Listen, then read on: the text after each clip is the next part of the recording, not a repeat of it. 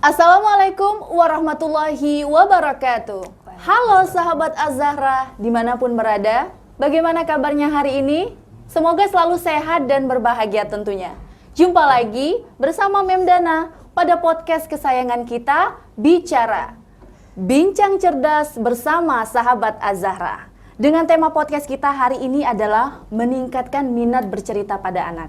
Dan tentunya Memdana hari ini tidak sendiri, telah hadir narasumber yang cantik, kreatif dan juga energik. Langsung kita sapa narasumber kita hari ini. Assalamualaikum Kak Nino. Waalaikumsalam warahmatullahi wabarakatuh. Halo. Bagaimana kabar Kak Nino? Alhamdulillah sehat, semangat, ceria insya Allah. Wah luar biasa semangatnya. Sepertinya Kak Nino tidak sendiri ya hari ini. Ayo sama siapa saya ditemani teman yang selalu setia bersama Kak Nino, yang tentunya lucu dan soleha ya Kak ya, insya Allah. Tentu juga dan sahabat anak-anak Sumatera Selatan. Masya Allah, boleh dong Memdana sapa dan kenal seperti itu ya Kak Nino. Oke, ini dia adalah aku. Oh, Masya Allah. Halo Kak, jangan malu. Memdana, ini namanya Siti. Wah, namanya Siti. Coba Memdana sapa ya. Assalamualaikum Siti. Waalaikumsalam nenek. Jangan nenek. Memdana namanya. Naat ya. Iya. Iya, nggak apa-apa. Waalaikumsalam Nen. Oke, bagaimana kabarnya Siti hari ini? Alhamdulillah, aku sehat luar biasa. Oke, salam kenal ya Siti dari Memdana dan tentunya dari sahabat Az-Zahra. Halo semuanya. Salam kenal Dalik ya. Masya Allah. Siti. Masya Allah, mantap. Sahabat Az-Zahra, untuk kita ketahui bersama bahwasanya Kak Nino merupakan ketua dari komunitas Kampung Dongeng Sumatera Selatan. Betul begitu ya Kak ya? Yap, Kampung Dongeng Sumatera Selatan ini juga sudah berdiri pada tanggal 13 Mei 2013. Kak, cerita dikit dong tentang apa saja sih Kak kegiatan-kegiatan yang ada di Kampung Dongeng Sumatera Selatan. Oke, aku aja, jangan Kak Nino dulu ya, Siti mantep. Aku kata nanti ya. Oke, jadi Kampung Dongeng Sumatera Selatan banyak sekali Kak programnya. Jadi bukan hanya Pekan Ceria yang rutinitas kita laksanakan 1 bulan sekali, yang biasa adik-adik bisa jumpai di Kambang Iwa setiap hari Minggu ya. Tapi juga ada kelas pendongeng cilik, program terbaru dari Kampung Dongeng Sumatera Selatan. Kemudian Kampung Dongeng berkolaborasi dengan banyak mitra, mulai dari kegiatan sosial atau yang sifatnya roadshow gitu. Oke, baik. Jadi Masya Allah menjadi wisata imajinasi tentunya ya Kak ya. Iya, jadi kalau kita kami adalah sebagai penghantar untuk imajinasi anak-anak di Indonesia gitu. Kak, kita ketahui bersama bahwasanya sejak awal tahun 2020 kita dihadapkan pada masa pandemi COVID-19.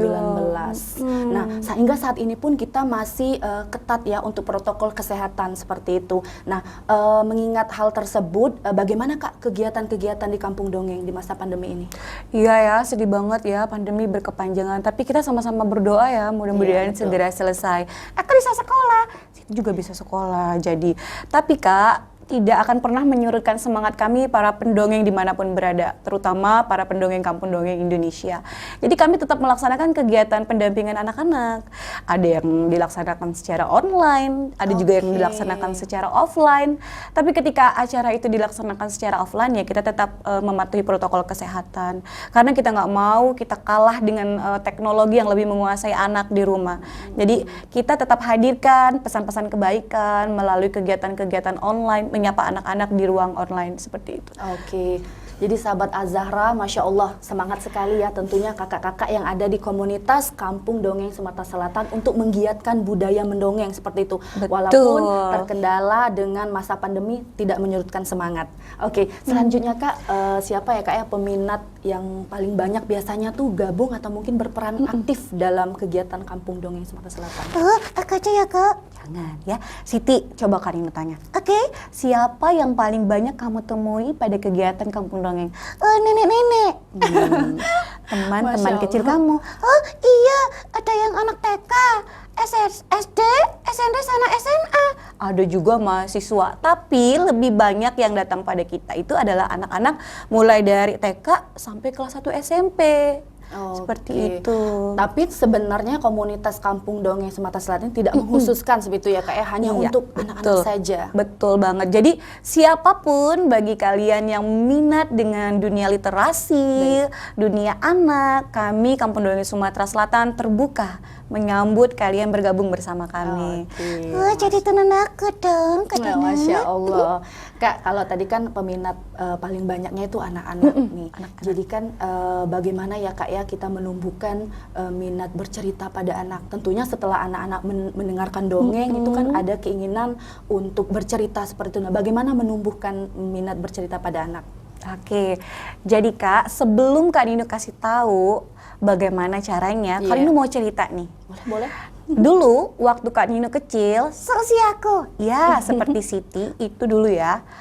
Orang tua hadir selalu di waktu kami sebelum tidur itu membawakan cerita. Kalau zaman dulu buku-buku cerita tuh susah banget didapatkan ya. Tetapi ayah saya adalah pendongeng ulung yang sampai sekarang saya idolakan. Masya Allah. Jadi ayah selalu memberikan pesan-pesan secara tidak langsung tanpa harus menggurui dan dipaksakan kepada kami. Disampaikan lewat cerita. Salah satu cerita yang saya ingat yang disampaikan kepada ayah saya adalah cerita tentang Ande-Ande Lumut. Saya orang Jawa, jadi kalau ayah saya bercerita dia pakai lagu gitu. Misalnya kayak gini. Putraku si ande-ande lumut, temuruno ono putri gaung-gaung gae. Cerita yang mengajarkan tentang seorang perempuan harus menjaga dirinya, menutup auratnya, dan meraih keinginannya dengan cara yang benar. Sampai sekarang pesan kebaikan itu tertanam. Dan apa hubungannya dengan minat baca?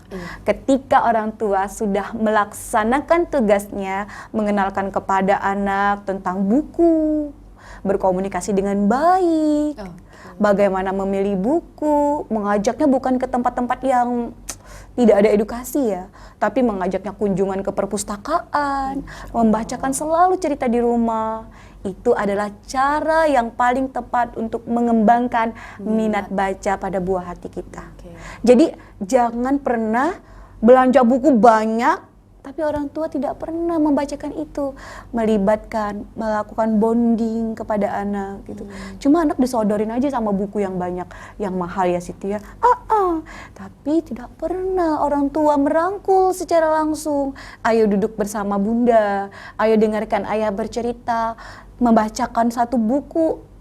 Dan itu bukan hanya tentang minat baca, tapi juga kedekatan antara orang tua dan anak. Kayak gitu Kak. Masya Allah, Jadi ya. nangis aku. Salah satu tipsnya tadi adalah modal utama bisa dikatakan adalah gerakan literasi, salah satunya dengan membaca tadi. Karena dengan membaca jadi tahu ya Kak ya apa yang mau diceritakan, jadi dekat juga gitu dari orang tua, dimulai dari orang tua. Masya Allah.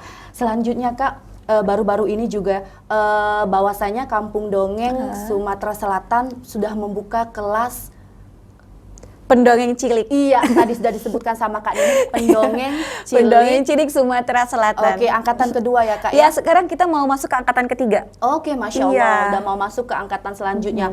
Nah itu Kak, tentunya diharapkan pendongeng cilik di kelas pendongeng cilik ini akan menjadi pendongeng seperti itu, akan bercerita. Ya. Nah, apa sih Kak tips atau mungkin trik-trik untuk bercerita bagi Oke. anak-anak? Ya. Jadi Kak, kalau untuk kelas pendongeng cilik ini kan kita udah mau masuk angkatan ketiga. Iya. Kak Nino tidak ingin menjadikan mereka seorang pendongeng, tapi Kak Nino ingin menjadikan mereka anak-anak yang punya potensi dalam berliterasi. Mereka nggak hanya stuck pada diri mereka, mereka bisa menularkan kebaikan itu kepada teman-teman seusia mereka.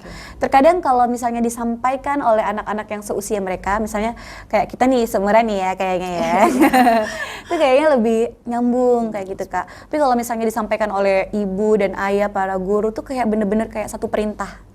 Gitu. Jadi Kak Nino ingin mereka menularkan kebaikan untuk anak-anak seusia mereka. Dan apa sih yang harus kita dipersiapkan ketika kita mendongeng? Selain kita harus wajib nih kalau mau cerita kan tahu dulu nih apa yang harus diceritakan. Iya, yang pasti kita harus punya bahan cerita. Lalu apalagi Siti? Loh, kalau nggak ada niat Kak? Oh betul banget kata Siti. Jadi yang paling utama adalah niat. Niatkan untuk mau bercerita, punya waktu seperti itu. Jadi selain harus punya bahan cerita yang harus disampaikan, kita juga yang paling utama adalah niat dulu. Nih pokoknya hari ini aku akan mendongeng nih buat anak-anak, membacakan satu cerita buat anak-anak kayak gitu. Dan kedua, kalau udah punya niat, apa ya yang mau disampaikan? Oh, cari nih buku, cari nih ceritanya dari mana, gitu. Mantap kan? Masya Allah, mantap. Jadi sejalan dengan bincang kita sebelumnya tentang tentang bagaimana menumbuhkan minat. Setelah minat ada, niat ada, keinginan ada, kemudian langsung dipersiapkan dengan tips yang kakak berikan tadi. Betul. Modal utamanya membaca seperti itu. Oke, ada kasih nggak kak jargon khusus dari Kampung Dongeng Sumatera Selatan biar sahabat Azahra di rumah yang menyaksikan juga semangat seperti itu, ingin juga mau bercerita. Ya, jadi kita punya jargon. Satu cerita hebatkan anak Indonesia, dongeng dariku, pesan kebaikan untukmu. Oke, Masya Allah. Siti juga tentunya berpegang teguh ya pada jargon Kampung Dongeng Sumatera Selatan. Oke, ini yang terakhir mungkin kak ya. Ini udah kali keduanya kakak berkunjung ke SD Islam Azahra Palembang tentunya. Boleh dong kak, bagaimana kesan dan pesan kakak mungkin terhadap SD Islam Azahra Palembang? Masya Allah, kali ini seneng banget ya, mulai dari ketika kita datang disambut dengan ramah oleh para guru, kemudian lingkungan sekolah yang sangat baik dan enak ya. Jadi untuk para orang tua jangan pernah ragu untuk menitipkan anaknya di sekolah, untuk memilih SD Islam Azahra Palembang sebagai tempat untuk anak putra dan putri para orang tua mengenyam pendidikan di sini, karena bukan hanya mendidik anak yang berkarakter iptek tapi juga berintak.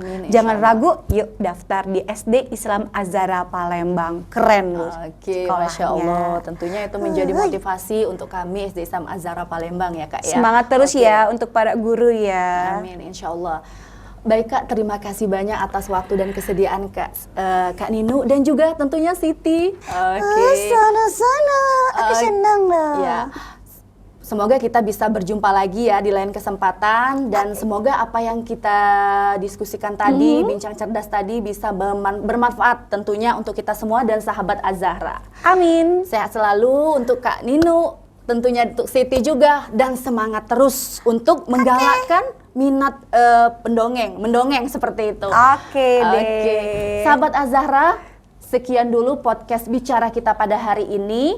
Semoga menjadi ilmu yang bermanfaat untuk kita semua. Amin. Sampai jumpa pada episode podcast bicara selanjutnya. Bicara, bincang cerdas bersama sahabat Azahra. Yeay. Memdana pamit dulu. Wassalamualaikum warahmatullahi wabarakatuh. Waalaikumsalam warahmatullahi wabarakatuh.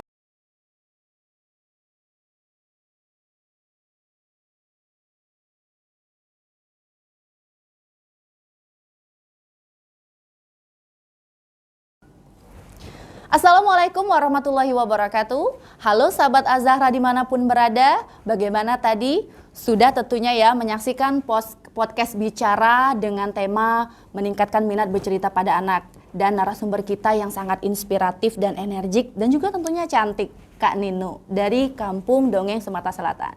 Berikut Memdana akan berikan kuis terkait podcast bicara kita episode ini, yaitu apa sih yang harus kita persiapkan sebelum bercerita atau mendongeng?